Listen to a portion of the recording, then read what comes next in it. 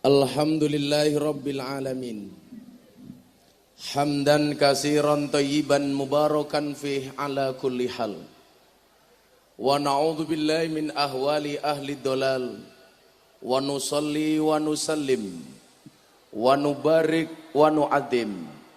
Ala habibina wa syafi'ina wa nuri kulubina. Sayyidina wa maulana Muhammadin. Sayyidina wa maulana Muhammadin asliyil jamal wa mamba'il kamal wa mustauda'il jalal wa ala alihi wa sahbihi bil hudui wal asal amma ba'du. Hadratal muhtaramin, para masyayikh, para alim, para ulama, wabil khusus Suriah PCNO Tuban Kiai Haji Khalilur Rahman beserta jajaran yang saya takzimi, Bapak Bupati Fathul Huda beserta Ibu. Ibu harus disebut. Kenapa? Karena kesuksesan seorang suami berangkat dari doa seorang istri. Betul?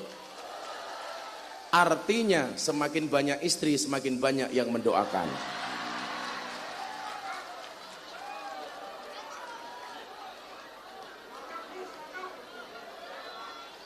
Bapak Wagub dan jajaran Forkompinda yang saya hormati beserta Ibu,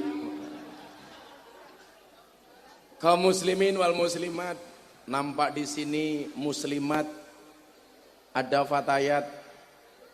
Apa bedanya fatayat dengan muslimat? Kalau fatayat itu baunya parfum, kalau muslimat baunya balsem. Teman-teman, sahabat Ansor, Banser, Pagar Nusa, dan kaum muslimin wal muslimat rahimakumullah. Mudah-mudahan dinginnya Tuban hari ini menjadi tameng panasnya api nerakanya Allah Subhanahu wa Ta'ala. Bapak Ibu yang saya muliakan, negara Indonesia adalah satu negara yang sangat terberkati oleh Allah Subhanahu wa Ta'ala. Maka sebagai orang Indonesia, kita harus memahami apa itu Indonesia dan apa itu Pancasila. Bapak Ibu, selama 8 bulan saya komunikasi dengan sahabat baru kita. Saya tidak pernah ngajak Mas Dedi untuk masuk Islam. Saya tidak pernah berbicara soal Islam dengan Mas Dedi. Tetapi yang kita bicarakan justru arti dan makna pluralisme di tengah-tengah negara kesatuan Republik Indonesia. Saat itu saya diundang di acara Hitam Putih. Saya sebagai bintang tamu. Kebetulan waktu itu saya ngajak salah satu lonte yang tadi dibilang Pak Bupati. Kalau orang Jawa Timur nyebutnya begenggek, membacanya harus pakai ikhfa. Kalau di Jogja lonte lah. Lonte itu kepanjangannya berkelon tele-tele. Saat itu saya ditanya, kenapa ajaran Islam Gus Miftah itu ramah dan menyenangkan? Dan menurut saudara Deddy Corbuzier, cara dakwah saya itu bisa diterima di Indonesia. Maka saat itu saya ditanya sama Mas Deddy, bagaimana cara Gus Miftah menyikapi pluralisme di tengah-tengah negara kesatuan Republik Indonesia yang begitu majemuk? Maka saya jawab, biar pengajian kita sesuai dengan tema kita hari ini, ngaji kebangsaan. Bapak Ibu, sudah silakan Anda duduk sak penake. Kados ibu-ibu niki subhanallah, lungguh ngarep dhewe tungkae slonjorke, Masya Allah. Padahal kalau kita baca kitab taklim itu ada undang-undang ngaji dengan guru, hendaklah tidak menselonjorkan kaki di hadapan guru.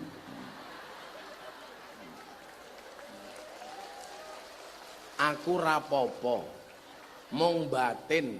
Apa orang rumangsani tungkae meletek-meletek. Saat itu saya jawab, Mas Dedi, Indonesia itu negara besar yang di dalamnya ada 6 kamar. Ada kamar Islam, ada kamar Kristen, ada kamar Katolik, ada kamar Hindu, ada kamar Buddha, dan ada kamar Konghucu. Sebagai orang Indonesia yang berideologi dengan Pancasila, yang mengakui Bhinneka Tunggal Ika, saya sampaikan, kalau orang Indonesia itu kembali ke kamarnya masing-masing, tidak akan pernah terjadi masalah. Yang menjadi masalah itu adalah ketika kita kembali ke kamarnya orang lain. Selama orang Islam kembali kepada kamarnya orang Islam, orang Kristen kembali ke kamarnya orang Kristen, Hindu, Buddha, dan lain sebagainya. Kalau saya ditanya, kalau Dharma Gandul itu apa, Gus? Saya nggak pernah tahu agama Dharma Gandul. Setahu saya itu aliran kepercayaan. Maka kalau saya ditanya Dharma Gandul, saya tidak tahu. Tapi kalau Ganduli Mbah Dharma, saya tahu. Selama kembali ke kamarnya masing-masing, tidak akan terjadi masalah. Dan ini saya buktikan. Saya tinggal di satu desa, kampung saya itu, tetangga saya pesantren 60% Nasrani. Selatan saya pendeta, utara saya kuburan. Dan subhanallah, saya tidak pernah bertengkar dengan tetangga utara saya. Kuburan. Tetangga saya pendeta. Karena apa? Kita memahami Allah itu maha demokratis. Bagaimana tidak? Soal keimanan, Allah berfirman, "Faman syaa'a falyu'min, faman syaa'a falyakfur." Yang mau iman, imanlah. Yang mau kafir, kafirlah.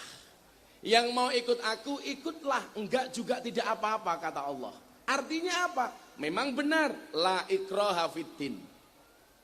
Anda mau Kristen, Anda mau Katolik, Anda mau Hindu, up to you, masyitum, kata Allah. Tidak ada paksaan. Maka kenapa kok hari ini masih banyak orang memaksa? Tetangga saya itu pendeta, Bu. Saya bilang, kalau orang Indonesia tidak bisa akur gara-gara beda agama, mohon maaf, kalah dengan burung. Burung itu punya agama. Agamanya burung ada 2. Kalau enggak Kristen, Islam. Burung Kristen buktinya ada burung gereja. Burung Islam ada burung namanya empret kaji. Empret kaji itu manuk empret yang kepalanya putih. Mereka akur, nggak ada larangan burung gereja dilarang masuk masjid, nggak ada. Tapi kalau ikan saya yakin agamanya cuma 1, Katolik. Buktinya apa? Yang paling besar namanya Paus. Dan mereka normal-normal saja. Maka saya bilang, kalau kemudian orang berantem, orang Indonesia hari ini bertengkar gara-gara beda agama, mereka belum memahami kalimat faman syaa'a falyu'min faman syaa'a falyakfur. Maka saya dijemput sama pendeta. Gus, ayo kita piknik. Ketoke uripe Gus Miftah kurang piknik. Iya. Karena waktu saya tiap hari habis, Bu. Maka walaupun istri saya cantik, saya jarang kelon, Bu. Makanya benar Pak Bupati. Yang paling berat bagi saya itu adalah ketika ketemu mbak-mbak di tempat lokalisasi. Karena di sana mohon maaf, ya di Jogja itu saya punya binaan PSK itu 700 PSK. Dari harga 200 ke atas sampai 200 ke bawah semuanya ada. Sementara saya jarang ketemu istri. Kan ngenes banget uripku. Makanya besok pagi saya ada kesempatan pulang ke Jogja sebentar, ada waktu 2-3 jam. Saya langsung bilang sama istri saya, Bunda jamak takhir. Tanpa kosor. Maka sekarang mau saya akali, saya mau buat menteri dalam negeri, menteri luar negeri. Menteri dalam negeri ngurusi pondok, menteri luar negeri mendampingi saya ngaji. Setuju ibu-ibu? Yang bilang setuju pasti janda. Saya dijemput sama pendeta, Gus Miftah kurang refreshing, kurang piknik. Mau kemana pendeta? Yuk kita piknik. Saya diajak ke Pantai Parangtritis. Begitu saya naik bis, saya bilang bismillah. Diprotes sama pendetanya. Salah Gus, kita tidak naik bismillah tapi bis kota. Begitu sampai jalan hujan lebat, petir menyambar-nyambar. Saya pendetanya bilang haleluya, haleluya. Saya bilang salah pendeta, mohon maaf itu bukan haleluya tapi halilintar. Begitu turun di Pantai Parangtritis, anginnya kenceng. Saya pakai sarung, nggak pakai sempak. Karena saya tak khawatir orang Indonesia ini kalau ada segitiga itu disebut Illuminati. Makanya saya nggak mau pakai sempak, khawatir dirazia sama FPI. Begitu saya turun dari bis, sarung saya buka kena angin, wut. Pendetanya bilang, wow. Saya jawab, salah pendeta, ini bukan wow tapi alif. Saya bilang begitu.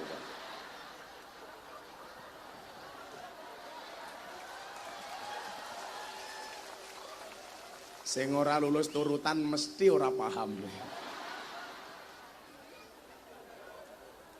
Dan guyonan seperti ini zaman Gus Dur itu biasa.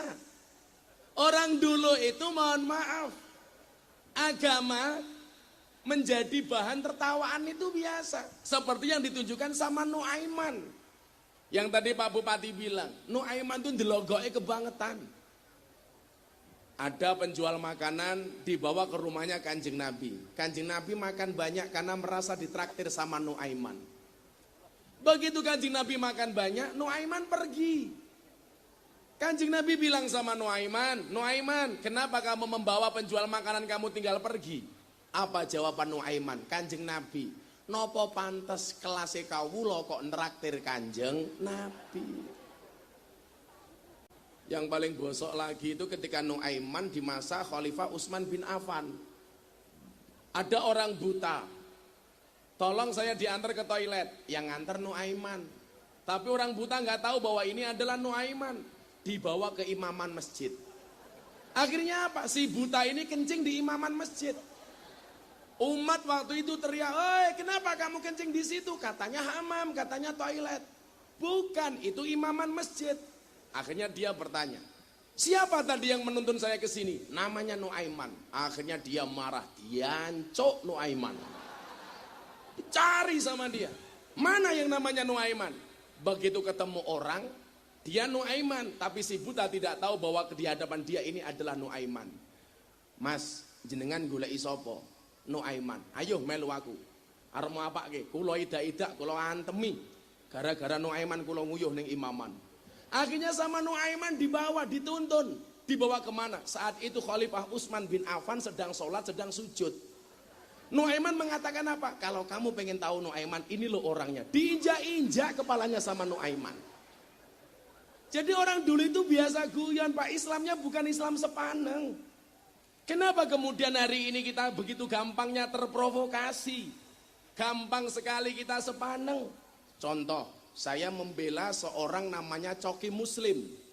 Gara-gara masak daging babi dengan kurma. Dibully habis-habisan. Bahkan diancam bunuh. Mas Dedi telepon saya waktu itu. Bro, yuk kita YouTubean. Materinya apa? Ini ada orang masak daging babi dengan kurma. Apa pandangan Gus Miftah?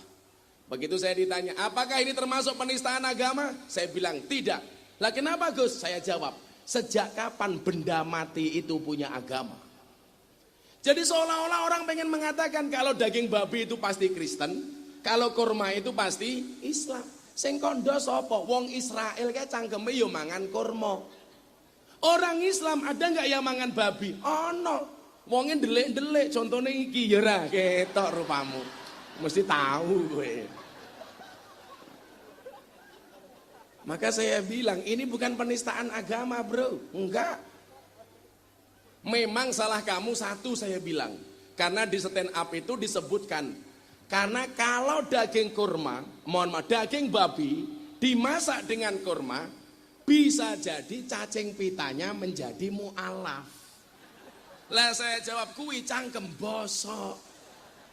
Karena bagi kami umat Islam, daging babi itu diharamkan, baik ada cacing pitanya maupun tidak. Ibu-ibu muslimat tahu daging babi itu mengandung apa? Babi itu mengandung apa? Cacing pita. Salah, Bu.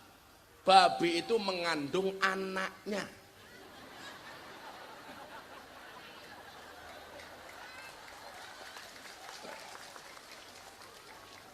Dalam konteks iman, Allah mengatakan, "Faman syaa falyu'min, faman syaa falyakfur." Kemudian undang-undang toleransinya apa? Allah mengatakan, "Lakum dinukum waliyadin." Maka kalau kemudian kita berbicara kebinekaan, nggak ada satu celah pun yang membolehkan kita saling mencaci, kita saling menghina, kita saling menghujat sesama anak bangsa. Nggak ada. Maka Bapak Ibu rahimakumullah, ketika kemarin saya pengajian di saya mangan babi munggah panggung. Anak Paganusa jangan di atas, nutupi para janda kan kasihan. Kamu di bawah saja.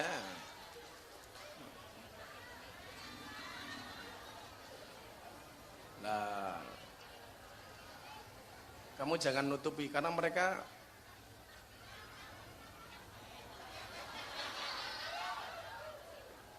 terpesona dengan ketampananku. Dia raine rondo iki kita iki. Jambu alas ning tengah sawah wae limo sing mateng loro. Ayo ngaji sareng Gus Miftah sing isih rondo ndang entuk bojo. Banter banget ampun.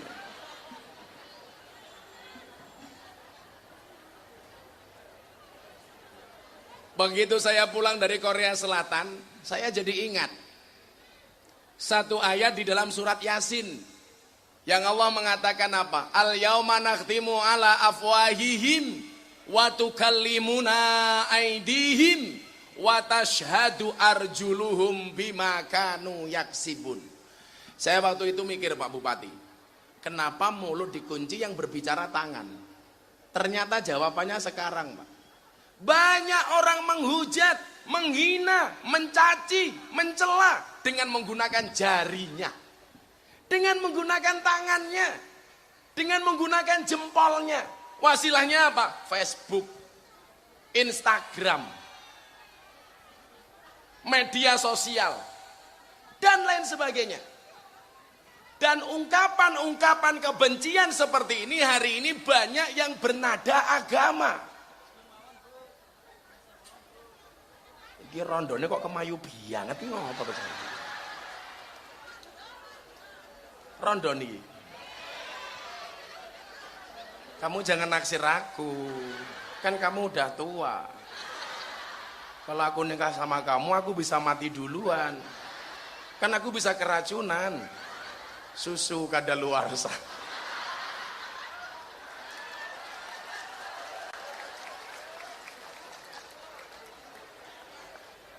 Tangan penyebabnya. Maka Bapak Ibu rahimakumullah, kita lihat masing-masing kamar ini punya ranjang. Ada ranjang masing-masing. Kamar Islam ada ranjangnya Nahdlatul Ulama. Kamar Islam ada ranjangnya Muhammadiyah. Ada Al-Wasliyah. Barangkali ada LDII dan lain sebagainya. Demikian juga di kamarnya orang lain. Di Kristen itu juga banyak aliran. Ada aliran ortodok, ada Kristen Jawa, dan seterusnya. Maka saya sampaikan, selama kita kembali ke ranjangnya masing-masing, pasti tidak akan terjadi masalah. Terjadi masalah itu adalah ketika kita tidur di ranjangnya orang lain, bahkan ngileri bantalnya orang lain. Maka masalah. Saya kasih contoh. Awal munculnya MTA, menghina amaliyah Ahlus Sunnah wal Jamaah seperti selamatan dan tahlilan. Ini bagi saya mohon maaf, masuk ke ranjangnya orang lain, bahkan ngileri bantalnya orang lain. Akhirnya satu saat saya ketemu sama orang MTA. Kenapa Anda mengatakan tahlilan itu haram, bid'ah, sesat, neraka? Yang dijadikan dasar apa Pak? Salah satu ayat di dalam surat At-Taubah. wala tusolli ala ahadim minhum mata abadan wala takum ala qabri. Dan janganlah sekali-kali kamu Muhammad mensolatkan, mendoakan orang yang mati salah satu di antara mereka, dan janganlah kamu berdiri di atas makamnya. Ini saya heran, apa mereka tidak belajar asbabun nuzul? Turunnya ayat ini adalah ketika Allah menegur Nabi Muhammad SAW ketika akan mensolatkan jenazah Abdullah bin Ubay. Siapa Abdullah bin Ubay? Tokoh paling besar di kota Madinah. Padahal namanya Abdullah, dia bukan orang Islam, dia orang kafir. Maka kemarin ketika Dedi ditanya sama wartawan, Mas Dedi mau ganti nama apa enggak? Dedi tanya sama saya, Gus, apakah ada kewajiban orang masuk Islam ganti nama? Saya jawab tidak. Saya boleh pakai nama asli saya? Boleh. Enggak harus ganti nama? Enggak. Atau kalau kamu mau ganti nama, saya ganti. Namanya siapa, Gus? Habib Rizik. Malah modar kok ya aku.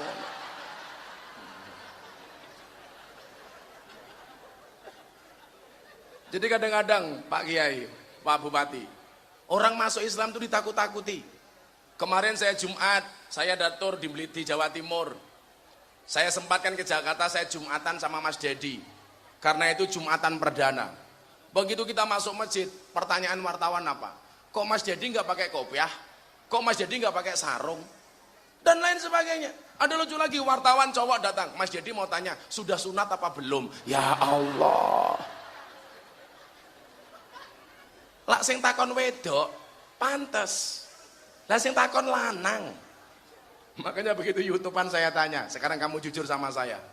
Kamu sudah sunat apa belum? Dia bilang, kalau saya ngomong nanti kamu nggak percaya Gus. Ya sudah, deloken dhewe, modar aku. Wong dhuwure 2 meter, badannya keker, saya suruh melihat sendiri. Kan nanti kalau saya buka celananya tahu-tahu tungul ngono lah ya.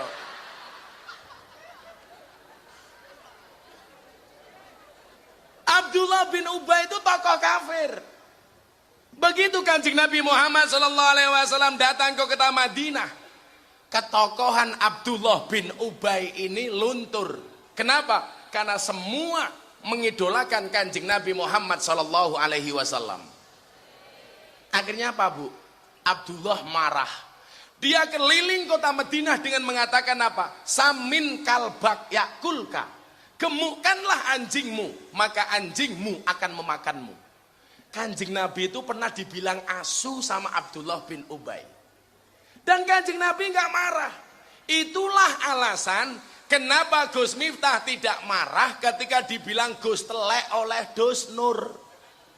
Saya nggak marah. Miftah itu Gus telek. Saya dipancing. Apakah saya marah? Enggak. Kenapa Gus Miftah nggak marah dibilang Gus telek? Saya gampang menjawabnya. Sesuatu yang keluar dari mulut seseorang menggambarkan isi otaknya. Artinya apa?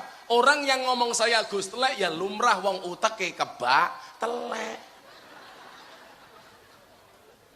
Maka saya nggak marah. Untuk apa saya ngelayani seperti itu? Wong dia membaca ayat saja salah kok. Allah Subhanahu wa taala berfirman di dalam surat Al-Isra ayat 176. Lah goblok banget toh kuwi. Al-Isra itu ayatnya hanya 111. Kok yang dibaca 176? Masa kaya ngono kok tak layani? Aku NU asli, sana bukan orang NU. Maka kalau dia mengatakan saya hari ini menyatakan keluar dari NU, aku yang guyu meneh. Lah wong mlebu rong tahu kok metu. Kudune mlebu dhisik nembe metu. Urung mlebu kok wis metu, jenenge ejakulasi dini. Kan goblok. Untuk apa saya layani? Kalau saya asli NU Pak Surya, saya dapat jabatan di PBNU apa? Wakil Ketua Lembaga Dakwah Nahdlatul Ulama Pusat. Saya asli NU, saya punya kartanu. Ngapain saya ngurusi orang yang sok-sok NU? Begitu pemilu selesai, guayane. Mubahalah. Sumpah mubahalah. Quran 15 ditaruh di atas kepalanya. Dia mengatakan apa? Saya bersumpah kalau KPU curang, pemerintah curang, londe curang. Saya bilang mubahalah itu ada syarat dan rukunnya. Kalau bengok-bengok sendiri di bawah Al-Quran itu namanya bukan mubahalah, tapi sumpah debus. Orang cari-cari masalah. Maka ketika saya dibilang Gus Telek, saya tidak marah, Bu. Untuk apa? Enggak saya layani. Kenapa? Karena Kanjeng Nabi pernah dibilang anjing dan Kanjeng Nabi tidak marah. Didoakan sama Rasulullah, ya Allah berikanlah hidayah kepada Abdullah bin Ubay. Apakah berhasil? Enggak. Tetapi anaknya Abdullah bin Ubay akhirnya masuk ke dalam agama Islam. Ini saya contoh. Dakwah itu mengajari, bukan menghakimi. Kalau dakwah itu menghakimi, kiai itu partnernya bukan Jibril tapi Israel. Kalau saya hanya menghakimi, saya nggak akan datang ke tempat prostitusi. Karena menakutkan, Bu. Saya masuk lokalisasi sejak umur 19 tahun. Saya bilang sama Pak Said Agil ketika di PBNU, kalau Gus Helmi sekjen PBNU saya ajak gimana Pak Said? Apa beliau bilang? Pak Kiai, aja Gus, nanti lah sekjennya melu ora bakal balik meneh. Karena berat, Bu. Saya pulang dari tempat prostitusi, mbak-mbaknya habis selesai mandi cuman pakai anduk tok. Saya diampir ke monggo Gus pinara. Ya Allah, kan saya andilau antara dilema dan galau. Gue mampir diperkosa, orang diperkosa wae mapan. Ibu tahu pegenggek PSK Lonte itu pekerjaannya apa? Dodol kroto. Jadi saya dulu Pak Bupati umur 19 tahun punya tetangga mahasiswa cantik, modelnya pokoknya subhanallah, celana sentil, langsing, mempesona. Oh, SD SB, semok depan semok belakang. Kalau ibu-ibu ini STN kalah, setengah tua yang kewer-kewer, ada kan? Badannya bagus, bajunya bagus, HP-nya baru. Saya tanya, kamu anaknya orang kaya? Enggak. Bapakmu pejabat? Enggak.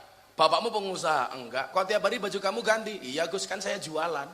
Saya tanya, kamu jualan apa Nduk? Saya jualan kroto. Saya mikir jualan kroto kok bisa kaya. Di Jogja itu kan ada pasar burung namanya Ngasem. Pasar Ngasem, pasar manuk. Bagule manuk tak takoni, aku duwe tangga sugih jarene dodolan kroto. Kroto niku napa, Pak? Oh walah Gus, kroto niku pakan manuk. Dadi mbake iki iso sugih mergo dodol pakan manuk.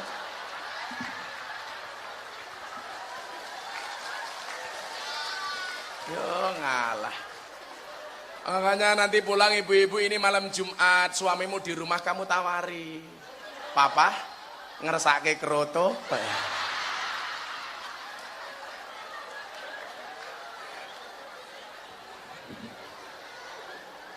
Nanti Pak Wabub pulang, mumpung pakai sarung, langsung istrinya dicari, kroto,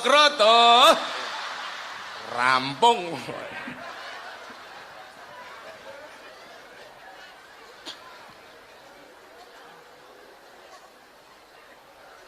Dakwah itu tidak menghakimi. Kalau dakwah menghakimi, partnernya kiai itu bukan Jibril tapi Israel. Itu yang dilakukan oleh Nabi Muhammad SAW. Didoakan Abdullah bin Ubay masuk Islam. Abdullah bin Ubay tetap tidak mendapatkan hidayah, tetapi anaknya Abdullah bin Ubay akhirnya menyatakan masuk Islam. Kan keren. Coba kalau orang itu yang dilihat cuma masa lalunya, apa mungkin anaknya Abu Jahal itu masuk Islam? Gak mungkin. Anaknya Abu Jahal masuk Islam namanya siapa? Iklimah. Anaknya Abu Lahab masuk Islam namanya siapa? Darroh. Coba sampai teman-temannya Darroh ini bilang, bapakmu itu kafir binasil Quran, kamu gak mungkin selamat. Akhirnya wadul dengan Kanjeng Nabi. Kanjeng Nabi, saya katanya dikatakan anaknya orang kafir binasil Quran, sampai nama bapak saya dari surat dalam Al-Quran. Katanya saya tidak bisa selamat. Apa kata Rasulullah? Apakah kalian tega menyakiti, membuat malu keponakanku di hadapanku? Maka orang-orang Madinah saat itu toleran. Bentuknya apa? Setiap sholat berjamaah, makmumnya ada Darroh, imamnya nggak berani membaca surat Tabat Yada. Ini kan toleran. Bahkan guru saya, guru kita semua di Pekalongan, Habib Lutfi, begitu ngimami sholat taraweh yang dibaca surat Tabat Yada Abil Habi Watab, beliau membacanya secara sir. Ketika saya tanya, Abah, kenapa dibaca secara sir? Apa jawaban Habib Lutfi? Karena bagaimanapun juga Abu Lahab itu pamannya Kanjeng Nabi. Ini kan ajaran toleran. Begitu Abdullah bin Ubay mati, anaknya sowan Kanjeng Nabi. Kanjeng Nabi, bapak kula mati. Mau nggak Anda layat? Oke, saya datang. Kanjeng Nabi datang layat kepada musuhnya. Orang yang memusuhi Kanjeng Nabi. Orang-orang Madinah saat itu tertegun. Wow, luar biasa sekali si Muhammad. Begitu sampai rumahnya Abdullah bin Ubay, anaknya matur, Kanjeng Nabi, mau nggak engkau memberikan syafaat kepada bapak saya? Tolong ludahi bapak saya. Diludahi sama Kanjeng Nabi. Cuh. Maka bapak ibu mohon maaf, kalau Anda hari ini bawa air putih Pak Kiai tolong didoakan, itu ada asbabul wurudnya. Maka saya pernah tersinggung dengan Khalid Basalamah ketika dia mengatakan air putih yang didoakan oleh Kiai itu tidak ada dalilnya. Rebutan minuman punya Kiai itu tidak ada dalilnya. Saat itu saya tersinggung, kenapa? Karena yang jadi video klip itu adalah Mbah Maimun Zubair. Maka saya bilang, saudara Khalid Basalamah, silakan ketemu dengan saya. Kita diskusi, apakah air putih yang didoakan oleh Kiai, rebutan bekas minum Kiai, itu ada dasarnya. Sampai hari ini tidak ada jawaban. Karena ada dasarnya, Bu. Apakah berhenti sampai di situ? Tidak. Anaknya Abdullah matur, Kanjeng Nabi, boleh nggak saya minta jubahnya? Untuk apa, Nak? Untuk kain kafan bapak saya. Mikirnya anaknya Abdullah bin Ubay, kalau bapaknya digunakan kain kafan jubahnya Kanjeng Nabi, nggak akan ditanya oleh malaikat munkar nakir. Begitu masuk liang kubur, wow, jubahnya Kanjeng Nabi. Makanya kalau ibu-ibu muslimat besok pengen mati tidak ditanya sama munkar nakir, gampang. Kain kafannya warnanya hijau. Pasti nggak ditanya, kenapa? Dikira lontong.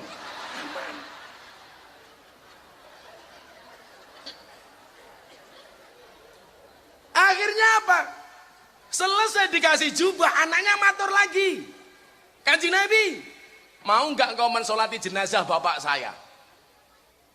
Hampir saja Rasulullah sholat. Sampai Umar mengatakan, Kanjeng Nabi ini orang kafir loh, kenapa Anda sholat? Apa jawab Rasulullah? Selama tidak ada larangan dari Allah akan aku lakukan. Sesaat sebelum Kanjeng Nabi sholat, turunlah ayat ini. Wala tusalli ala ahadim minhum mata abadan wala takum ala qabri.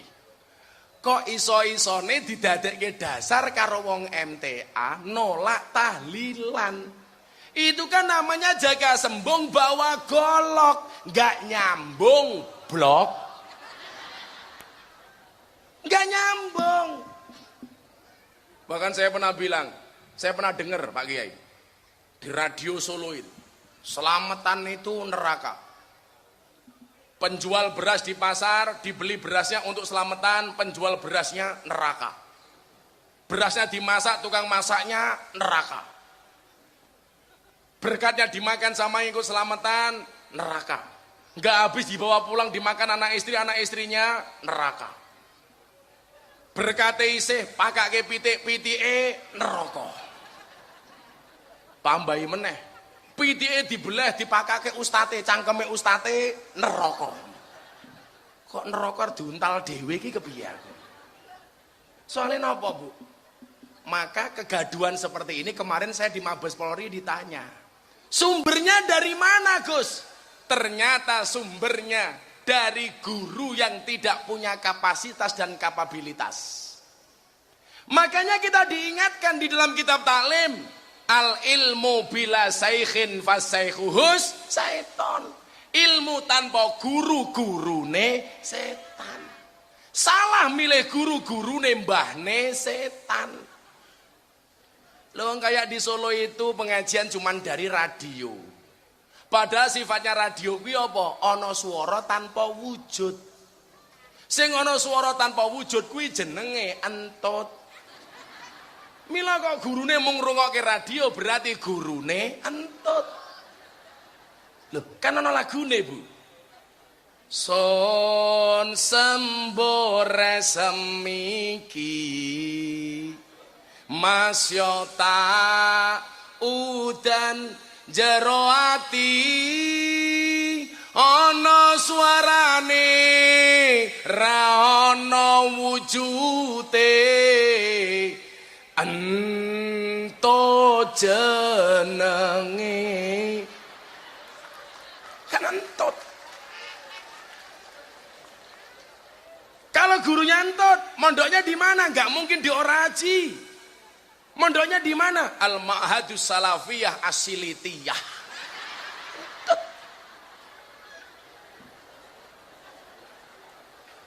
Makanya sifatnya entut itu fitnah. Sing entut sopo, sing mambu sopo. Makanya coba kita lihat perilaku yang aneh-aneh, Pak. Ilmu tanpa guru, gurunya setan. Ini sumber masalah di Indonesia. Begitu banyak orang terprovokasi oleh guru-guru yang tidak bertanggung jawab. Saya ingatkan, ketika Nahdlatul Ulama mengeluarkan kebijakan dan maklumat bahasa kafir diganti non-muslim, banyak dari kalangan mereka yang protes. NU tidak paham Al-Quran, NU tidak paham sejarah, yang ada itu surat Al-Kafirun, bukan surat non-muslimun. Ya Allah. Ono Ustadz Wakil Ketua MUI Majelis Ulama Indonesia, NU itu gagal paham. Bukankah orang NU tahu kafir itu dari bahasa kafaro yukafiru kufron? Aku mbatin meneh. Iki tasrifan coro ngendi? Diguyu santri-santri NU. Ora ana kafaro yukafiru kufron ki ra ono. Kalau wazannya fa'ala yaf'ulu fa'lan fahuwa fa'ilun, kudune kafara yakfuru kufron fahuwa kafirun. Kalau wazni fa'ala yufa'ilu taf'ilan, seharusnya kafara yukafiru takfiron. Iki tasrifane bocah ibtidaiyah orang ngerti, wani ngritik NU. Akhirnya apa? Karena yakunu konangan, gobloke konangan. Soalnya apa? Mada ya mudu otote modot pisan. Maka yang terjadi kafaro yakfuru kamfret-kamfretan. Kenapa? Karena ngajinya tidak di pondok pesantren, tetapi di tabayatu buyutuban. Makanya ngawur. Maka ketika saya ditanya Pak Bupati, apa pendapat Gus Miftah terhadap hasil ijtima ulama? Saya bilang, ini ulama dari mana? Ini ijtima ulama apa ijtima tim sukses? Saya mau tanya, mohon maaf, Anda mau nge-live, mau masuk YouTube, aku ora urusan. Neno Warisman kok bisa masuk ijtima ulama? Dasar keulamaannya apa? Orang NU itu, Bu, Anda muslimat, orang dipanggil Syekh saja itu ada klasifikasinya loh. Syekh Ahmad Khalil Al-Bangkalani. Kenapa dipanggil Syekh? Karena ahli ilmu alat. Kitab Jurumiyah yang membawa masuk ke pesantren pertama kali adalah Mbah Ahmad Khalil. Disebut Al-Bangkalani karena orang Bangkalan. Syekh Soleh Darat As-Samarongi. Dipanggil Syekh, kenapa? Karena ahli Quran. Yang nulis pegon pertama kali itu Soleh Darat As-Samarongi. Syekh Nawawi Al-Bantani, buyutnya Kiai Ma'ruf, dipanggil Syekh, ahli kitab kuning. Orang sekarang gak jelas ahli apa dipanggil Syekh. Contohnya Syekh Puji. Lah ahli apa? Kok malah ahli kawin? Ini ijtima ulama. Apa keputusannya? Mendiskualifikasi Pak Jokowi. Saya bilang, Anda dapat ulama dari mana? Lah lucu. Doa perang Badar saja dipakai pilpres kok. Ya Allah, menangkanlah calon kami. Karena jika calon kami kalah, saya khawatir tidak ada yang menyembahmu ya Allah. Aku saiki tak takon, noneno calonmu kalah. Pertanyaanku, kowe nyembah sapa no? Modar kowe nono. Kowe nyembah sapa? Tapi gara-gara doanya Nino Warisman saya kemarin ke Korea Selatan, lihat pramugari cantik, saya berdoa, ya Allah, jadikanlah pramugari ini istriku ya Allah. Karena kalau dia tidak saya nikahi, saya khawatir tidak ada yang menikahinya ya Allah. Bojoku krungu jawab, cangkemmu bah. Ini ulama dari mana? Ini nggak ada klasifikasi.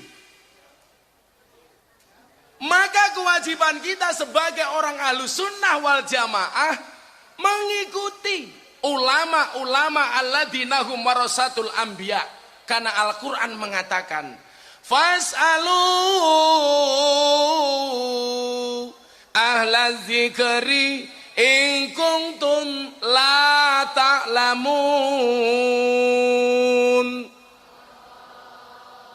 Tanya kepada ahli dzikir. Hari ini saya banyak mendapatkan DM di Instagram. Gus, tolong Mas Deddy Corbuzier sekarang diajak ke Ustadz Sunnah. Lah Ustadz seperti apa? Ustadz yang semuanya mengembalikan kepada Quran, kepada hadis. Maka tadi saya janji sama Mas Deddy, Pak Bupati, Pak Kiai, saya mau bikin video 1 menit, akan diposting di Instagramnya Mas Deddy Corbuzier yang followernya hampir 5 juta. Sama saya posting di Instagram saya. Akan saya jawab, kenapa hari ini orang kok teriak-teriak saatnya kita kembali kepada Al-Quran, saatnya kita kembali kepada Al-Hadis. Kenapa kiai-kiai NU tidak pernah teriak-teriak seperti itu? Aku minta HP-nya, Tat. Malah telepon dewe siapa kok iki?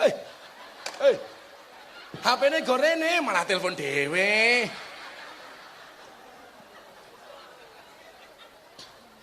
Kamu ambil 1 menit mau diposting sama Mas Deddy Corbuzier.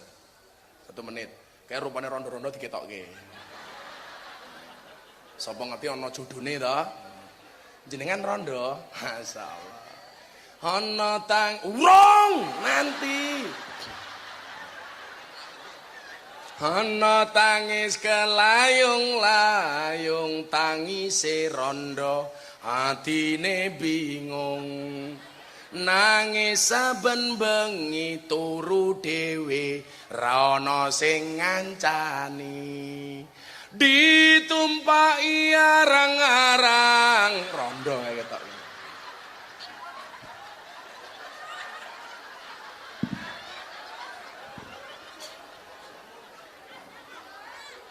Ayo, saya mau bikin 1 menit, mumpung saya kelingan tema ini. Hari ini orang yang teriak-teriak saatnya kita kembali kepada Al-Quran, saatnya kita kembali kepada Al-Hadis. Ini yang ditunjukkan kepada Mas Deddy Corbuzier. Tat, kamu ngambilnya dari sini, muter zamannya kelihatan ya. Saya bilang begini, tak niki nggih konten Instagram nggih. Saat niki wong NU niku kalah, dakwah bil medsosnya kalah. NU online itu merajai YouTube, tapi mohon maaf, nomor 2 sampai nomor 10 isinya orang Wahabi semua. Makanya anak-anak NU, IPPNU, sahabat Ansor, dakwahlah bil medsos. Kalau kamu harus follow akun, ikutlah akun-akun kiai.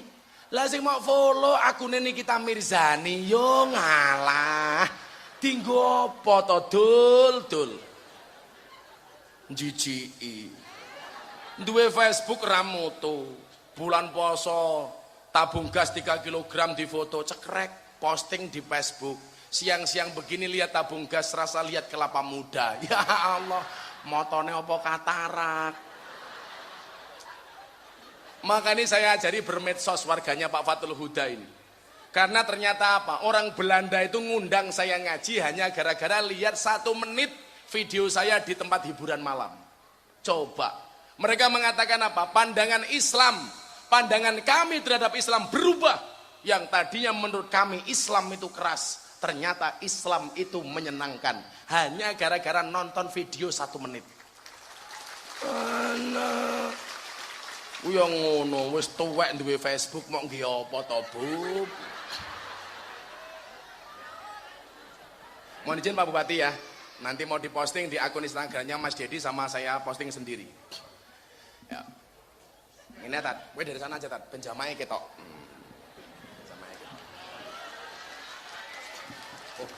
Engko muter rene nganti mumet ndasku gitu. Ora apa-apa, engko muter gak apa-apa. Kamu muter aku ikut kamu. Assalamualaikum warahmatullahi wabarakatuh. Hari ini banyak yang DM saya, Gus, waktunya Mas Deddy Corbuzier diajak kepada ustadz-ustadz yang ahlus sunnah, kepada ustadz-ustadz yang nyunah, yang semuanya mengembalikan kepada Al-Quran dan Al-Hadis. Mohon maaf, saya memang bukan ahli Quran, saya memang bukan ahli hadis. Tetapi selama ini Mas Deddy insya Allah belajar Al-Quran, belajar agama tetap berdasarkan Quran dan hadis. Kalau saya ditanya kenapa Gus Miftah nggak pernah teriak-teriak kembali kepada Al-Quran, kembali kepada Al-Hadis, saya bilang orang-orang yang teriak-teriak kembali kepada Al-Quran, kembali kepada Al-Hadis, kenapa? Wajar, karena selama ini mereka meninggalkan Quran, meninggalkan hadis. Lah kenapa orang NU tidak pernah teriak-teriak kembali kepada Al-Quran, kembali kepada Al-Hadis? Karena kiai-kiai NU tidak pernah meninggalkan Quran, tidak pernah meninggalkan hadis. Shallu ala Nabi Muhammad. Mang delok, mungkin lak geger Pak Bupati. Kalau langsung dicerang kali tiang RCTI, rombongan celana tinggi Indonesia. Serapopo. Nggih napa mboten? Karena memang seperti inilah dakwah. Maka kalau sumbernya salah, ya salah. Seminggu sebelum Mas Deddy masuk Islam, dia telepon saya, Gus, tolong saya dituntun membaca 2 kalimat syahadat. Saya tanya, untuk apa bro? Saya pengen masuk Islam. Saya jawab, jangan. Loh, kok nggak boleh Gus? Jangan. Kenapa? Jadi orang Islam itu berat, Ferguson, berat. Saya tolak loh Pak. Padahal mohon maaf, begitu banyak ustadz yang minta kepada dia supaya Islamnya dibimbing oleh orang-orang itu. Tapi Mas Deddy menolak. Akhirnya begitu dia tanya sama saya, dengan siapa saya harus masuk Islam? Saya tidak menjawab dengan saya. Enggak. Tapi saya sampaikan kepada Mas Deddy, besok wajah Islammu itu seperti apa? Tergantung pintu masuknya. Kalau pintu masuknya marah, maka Islammu akan penuh dengan kemarahan. Kalau pintu masuknya keras, maka Islammu akan penuh dengan kekerasan. Tetapi juga sebaliknya, kalau pintu masuknya ramah, maka Islammu akan menjadi Islam yang menyenangkan, bukan yang Islam dengan penuh kemarahan. Dan akhirnya dia bilang apa? Islam seperti itu saya lihat dari Gus Miftah. Tolong saya diajarkan masuk Islam. Karena Islamnya jenengan itu menyenangkan. Apa enggak stres Pak saya ditanya? Gus, saya mau tanya. Apa benar takbir itu fungsinya untuk nutup rumah makan? Karena kejadian di Tasikmalaya, orang teriak-teriak bulan Ramadan, tutup rumah makannya. Allahu Akbar. Dia ditanya sama saya. Saya jawab, enggak bro. Itulah gara-gara sumbernya salah. Maka dia tanya akhirnya, sebelum klik dia dengan Islam, tolong jelaskan kepada saya, iman secara global itu apa? Cukup saya jawab Kiai dengan kitab Jawahirul Kalamiyah. Di situ disebutkan, mahwal iman ijmalan. Iman secara global itu apa? Huwa anna taqida annallaha subhanahu wa ta'ala mausufun bijami sifatil kamali wa munazzahun bijami sifatin nuksani. Apa kata saya sama Deddy? Iman itu meyakini bahwa Allah itu disifati dengan segala sifat kesempurnaan. Dan Allah dibersihkan dari semua sifat kekurangan. Ini orang cerdas Pak. Dia tanya, kalau memang Allah itu sempurna, kalau memang Islam itu tidak ada kekurangan, kenapa hari ini ada ormas yang mengatakan membela Islam?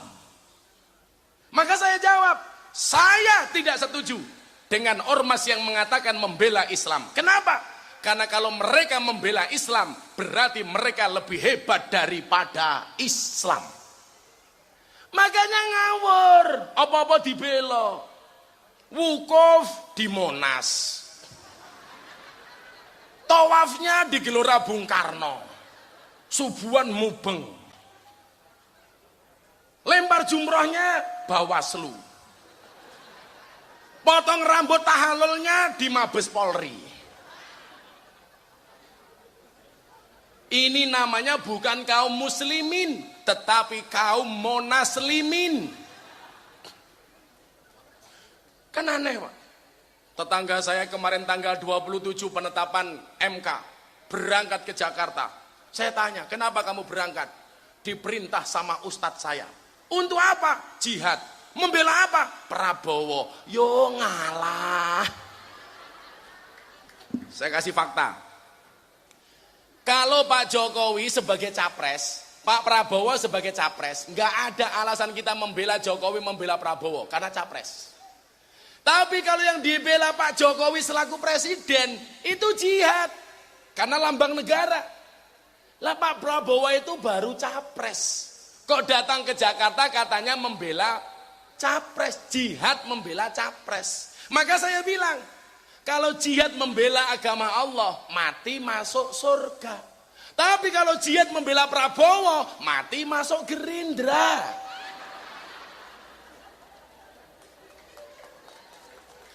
Kan lucu, Bu. Tapi saya angkat topi dengan polisi Indonesia. Bu, polisi ini cik mangan. Wah.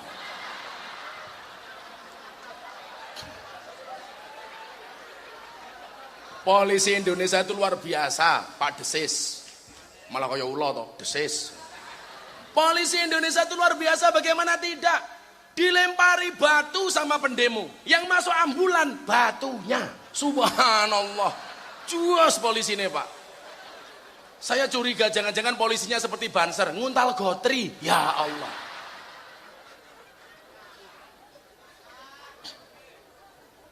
Maka kemudian apa? Sumber ilmunya ini kalau galak, ya Islamnya galak. Saya ditanya, Gus Miftah dapat ilmu dunia malam dari siapa? Saya dengan gampang jawab, dari Kiai Hamim Jazuli, Gusmi. Gusmi dapat ilmu dari siapa? Gusmi punya guru namanya Mbah Dalhar. Mbah Dalhar punya guru siapa? Nabi Khidir. Nabi Khidir itu salah satu gurunya Mbah Dalhar. Ketika Gusmi tabarukan di Pondok Watu Congol, membersihkan sandalnya Mbah Dalhar, satu malam sandalnya Mbah Dalhar double 2 pasang. Dibersihkan semua sama Gusmi. Begitu selesai, ditunggu tamunya tidak keluar. Menjelang subuh tamunya keluar, dikejar. Cuman kelihatan punggungnya tok. Gusmi tanya sama Mbah Dalhar, Mbah Dalhar, wau dalu tamune jenengan sinten? Kok sandale podo kali panjenengan? Apa jawaban Mbah Dalhar? Tamuku tadi malam adalah Nabi Khidir alaihi salam. Kalau mau diurut Pak Fathul Huda, arepe gaya-gayaan, oke. Nabi Khidir, Mbah Dalhar. Mbah Dalhar punya murid Gusmi. Gusmi punya murid Gus Miftah.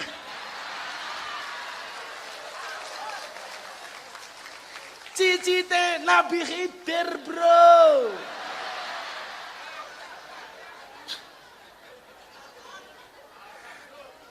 Makanya kalau Abah Lutfi beliau mengatakan apa? Miftah kira sama gagas. Bocahku iki bengkel. Bengkel. Namanya bengkel ya kadang-kadang bajunya kotor. Itu kan pengajian paling menyenangkan sedunia. Kan ngajinya berpahala, matanya bervitamin. Saya ngaji wayu-wayu bedone kene tuwek-tuwek ya Allah. Ini sumbernya gitu loh.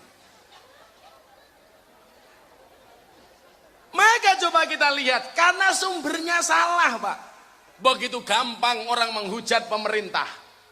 Saya ditanya, apakah ada ajaran dalam Al-Quran menghujat pemerintah? Enggak ada. Saya kasih contoh kasus. Khalifah Harun Ar-Rasyid itu kan presiden yang sering salah, Pak. Didatangi sama ulama yang beramar ma'ruf nahi mungkar. Dengan gagahnya dia mengatakan apa kepada Khalifah Harun Ar-Rasyid? Wahai presiden, ini nasihun lak. Aku mau menasihati kamu. Famusaddidun alaika. Tapi mohon maaf, nasihat saya agak keras. Fala tajidanna fi nafsika alayya say'an. Tolong kamu jangan marah. Ini kiai bengok-bengok. Pokoknya jenggote telu, katoke al kacong. Aliran katok congklang. Apa jawaban Harun Ar-Rasyid? Innallaha ta'ala qad arsala man huwa khairum minka. Sesungguhnya Allah telah mengutus orang yang lebih baik daripada kamu. Siapa yang dimaksud? Musa dan Harun. Ilaman huwa sarumini, kepada orang yang lebih jelek daripada saya. Siapa yang dimaksud? Fir'aun. Apa kata Allah kepada Musa dan Harun? Faqula lahu qaulal layyina. Musa, Harun, berkatalah kamu kepada Fir'aun dengan bahasa yang lembut. Ini mohon maaf. Fir'aun itu ngaku Tuhan, tidak hanya raja. Dia mengatakan ana rabbukumul a'la. Aku adalah Tuhanmu yang paling tinggi. Fir'aun ki ampuh li. Duwe duit terus ra tau duwe utang. Seneng terus ra tau susah. Milo kok ana wong Tuban kok seneng terus ra tau duwe utang. Aku curiga, jangan-jangan putune Fir'aun. Fir'aun niku nyuwun sewu Bu, kudanan sing pilek mboten irunge, udane. Mangan sambel sing mules mboten wetenge, sambele. Jajal padha kali Fir'aun Indonesia, nabrak tiang listrik sing lara tiang listrike. Ndase mentol sing lara bakpone. Ini saja Musa dan Harun gak boleh berkata kasar. Maka ibu-ibu nyuwun sewu, kalau anda nggak ngomong kasar sama suaminya, apa rumangsane bojomu ki luwih elek daripada Fir'aun? Ayo tak takon, ning omah jenengan basa mboten kali bojone? Ora mungkin kok jenengan basa. Apa rumangsane bojomu ki luwih kasar daripada Fir'aun? Awakmu ki lucu. Karo bojone ora basa, karo bakul bakso basa. Karo bojone Pak ayo mangan, karo bakul bakso Pak kula tumbas. Pertanyaanku, karo bojone ora basa kok karo bakul bakso basa. Ki awakmu diwenehi apa karo bakul bakso? Pentol. Apa pentole bojomu kurang gede?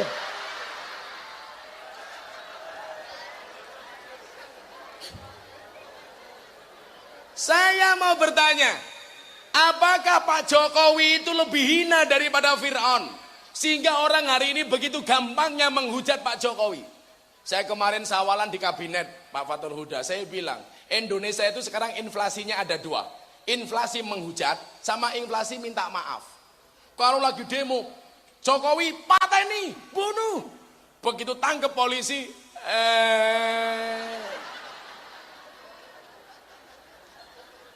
ini kan aneh.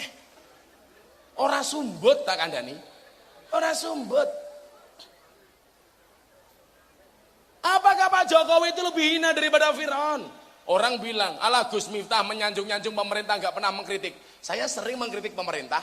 Ada kebijakan pemerintah salah, saya kritik. Tapi ingat, yang dikritik itu kinerjanya, kebijakannya, bukan personalitinya. Maka saya nggak sepakat dengan Gus Nur yang mengatakan apa? Kiai Ma'ruf Amin sudah tua bangka, nanti kalau mati diganti Ahok. Ini omongan nggak ada dasar. Saya kemarin sowan beliau sama Deddy Corbuzier. Saya tanya, Bah, apa Gus? Orang bilang, Abah kan sudah sepuh, nanti kalau Abah mati diganti sama Ahok. Apa tanggapan Abah? Apa jawaban Kiai Ma'ruf Amin? Ya kalau saya yang mati. Kalau yang mati Pak Jokowi, kan saya presiden. Modar aku ya, ayo ngopo. Kiai NU dilawan, ora iso.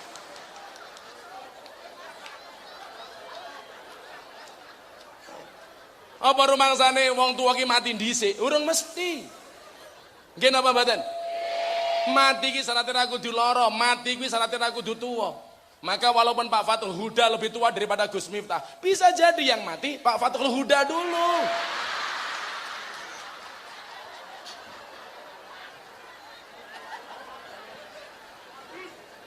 Ya kita doakan mudah-mudahan Pak Bupati panjang umur, amin. Artinya orang sedunia mati, Pak Bupati hidup sendiri.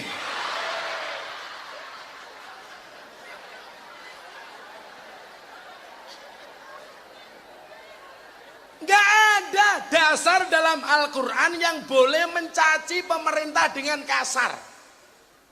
Maka Al-Quran mengatakan atiullah wa atiur rasul wa ulil amri minkum. Kalau kemudian harus nasihati, watawasau bil haq, watawasau bis sabar. Maka atas semua masalah ini yang terjadi sebagai penutup. Ya. Sampai jam berapa, Bu?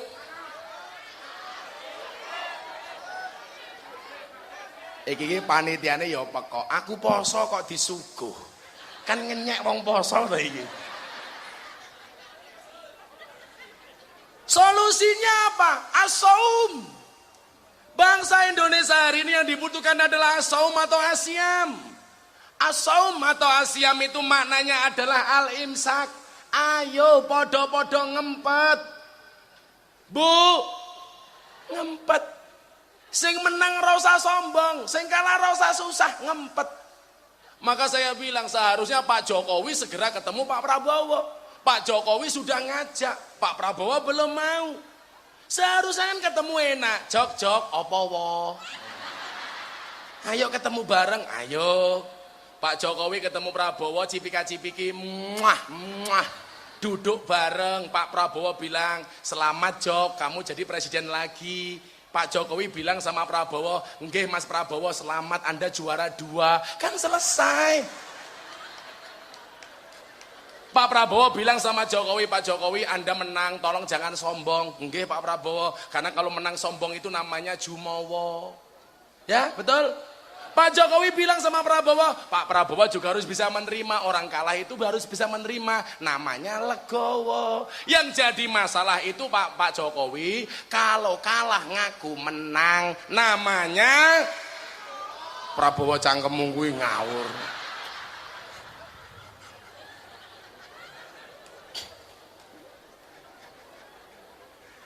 Ngempet. As-saum atau asyam itu maknanya ngempet. Supaya apa? Bangsa ini dibaikkan oleh Allah. Kenapa mau jadi orang baik harus puasa? Pertanyaannya, manusia itu kan makhluk yang paling unik. Sebelum menciptakan manusia, Allah menciptakan malaikat. Malaikat itu sifatnya apa? Bener terus gak pernah salah. Maka kalau ibu-ibu pengen suaminya bener terus gampang, nikahlah dengan malaikat. Apa meneh Israel? Ratau salah. Setelah menciptakan malaikat, Allah menciptakan setan. Setan itu sifatnya apa? Salah terus, gak pernah benar. Maka kalau bapak-bapak punya istri kok salah terus, saya curiga jangan-jangan istrimu. Setelah menciptakan malaikat dan setan, Allah menciptakan hewan. Hewan itu jenisnya ada 2, rumangkang dan satu galak. Rumangkang itu apa? Mamalia. Satu galak itu apa? Binatang buas. Rumangkang contohnya kambing dan babi.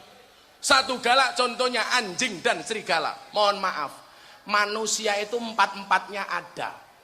Menungso ki ya ana malaikate, ana setane, ana wedhuse, ana asune.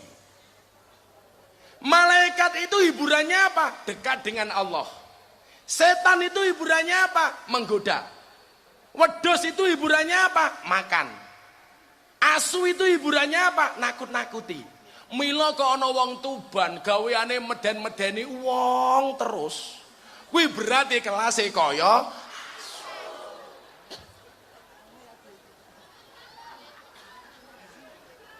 kok ana wong Tuban sing dipikir mung panganan tok. Sorry Pak Polisi ya, sorry. Berarti kelasnya kaya wedhus. Wonge ya teko iki. Ya melu guyu. Biasanya jilbabe ijo biasanya. Sing jilbabe putih insyaallah nggih. Luweh parah.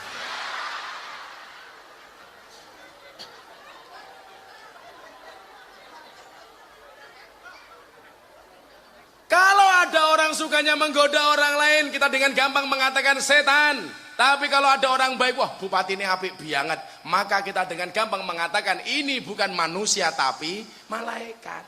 Lah 4 makhluk ini mohon maaf, manusia paling sering melakukan yang mana? Sifatnya kambing. Sing dipikir mong panganan tok. Isu, soto, awan, rawon, pengajian, snack, ya Allah. Bengi pecel lele arepe turu Indomie. Wedhus. Yang paling bagus siapa? Malaikat. Maka bulan Ramadan kita diprogram seperti malaikat. Malaikat itu sifatnya apa? Tidak makan, tidak minum. Kenapa diprogram seperti bukan menjadi? Karena man tasabba biqaumin fahuwa minhum. Lah menjadi malaikat gak enak, Bu. Banyak malaikat yang protes pengen jadi manusia. Kenapa? Malaikat itu monoton. Malaikat itu punya iman gak punya nafsu. Setan itu punya nafsu gak punya iman. Sementara manusia hidupnya asik, punya iman, punya nafsu. Ini yang ditanyakan Pak Bupati ketika saya di Belanda. Gus, jujur, kalau pengajian di lokalisasi kan lihat cewek-cewek cantik. Sebenarnya pengen apa enggak? Tak jawab, ya pengen. Aku ki normal je. Terus pripun? Ya ngempet. Ya ngempet. Masa kiai ngacengan. Wah, radati. Ora oleh ngono.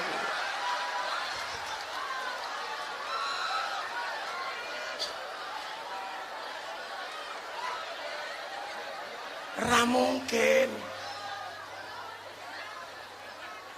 Bu Bupati, kalau saya itu ngaji, mbak-mbaknya begini sambil Gus Miftah. Biasa. Dan saya nyantai-nyantai saja. Karena saya tahu kapan pakai iman, kapan pakai nafsu. Iman itu rem, nafsu itu gas. Maka Anda kalau pengen selawat, pengen selamat, harus tahu kapan pakai rem, kapan pakai gas. Ketemu bojo, ngegas. Ketemu lonte, ngerem. Aja mau wale, ketemu bojo ngerem, ketemu lonte ngegas. Ya ora dadi uripmu. Makanya yang dibutuhkan bangsa hari ini adalah ngempet supaya bangsa ini menjadi bangsa yang baik. Karena orang itu kalau mau puasa pasti dia sakti. Contohnya apa? Ular. Ular itu mulutnya sakti, dikasih senjata oleh Allah namanya upas. Kenapa? Karena makan sehari puasa 1 bulan. Beda karo wedhus. Wedhus ke cangkeme ora mandi, soalnya sing dipikir mung panganan tok. Mila bapak ibu dicokot ula karo dicokot wedhus, kuwi luwih bahaya dicokot ula. Dicokot wedhus paling mung dekok tok. Bekas untu. Cokot ulo, pitik sembur ulo, pitike mati. Wedhus sembur ulo, wedhuse mati. Ibu-ibu muslimat disembur ulo, kaget.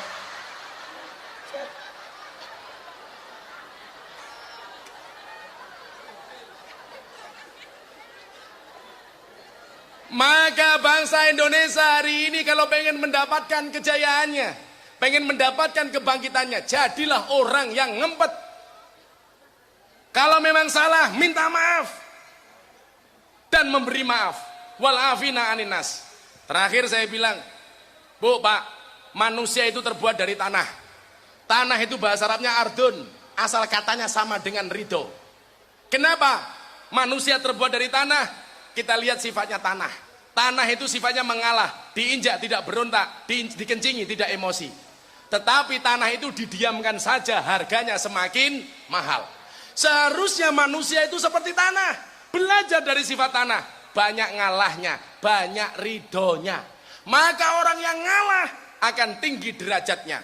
Ada yang tanya sama saya, kalau memang manusia itu terbuat dari tanah, kenapa masih ada orang yang suka marah-marah, suka bikin masalah? Apakah mereka tidak terbuat dari tanah? Saya jawab, orang yang suka marah dan membuat masalah tetap terbuat dari tanah, namun barangkali tanah sengketa.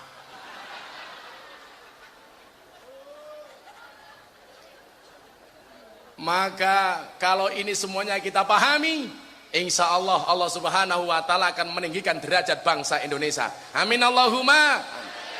Kita tutup dengan sholawat hasbi rabbi jallallah ma fi qalbi ghairullah Nur Muhammad sallallahu la ilaha illallah. Semuanya berdiri. Shallu ala Nabi Muhammad. Jangan pulang dulu sebelum kita membaca sholawat ini.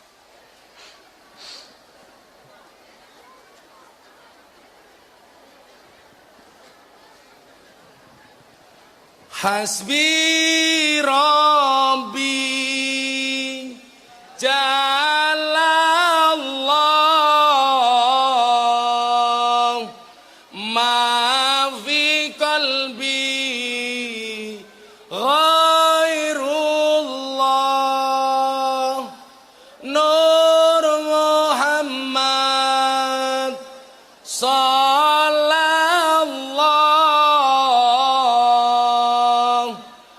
la ilaha illallah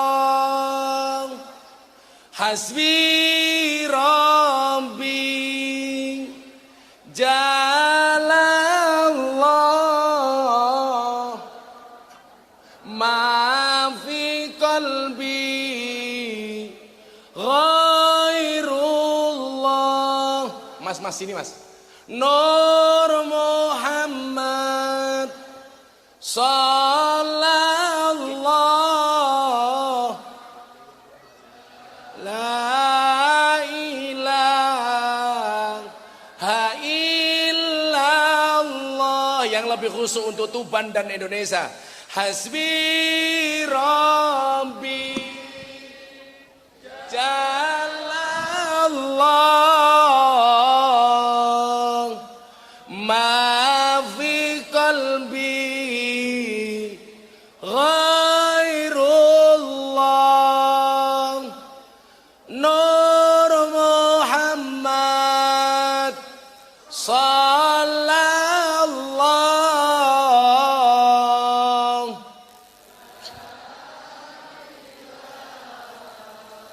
ha illallah. Sekali lagi. Hasbi Rabbi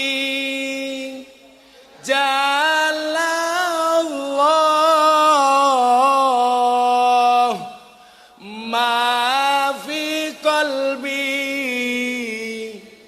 ghairullah Nur Muhammad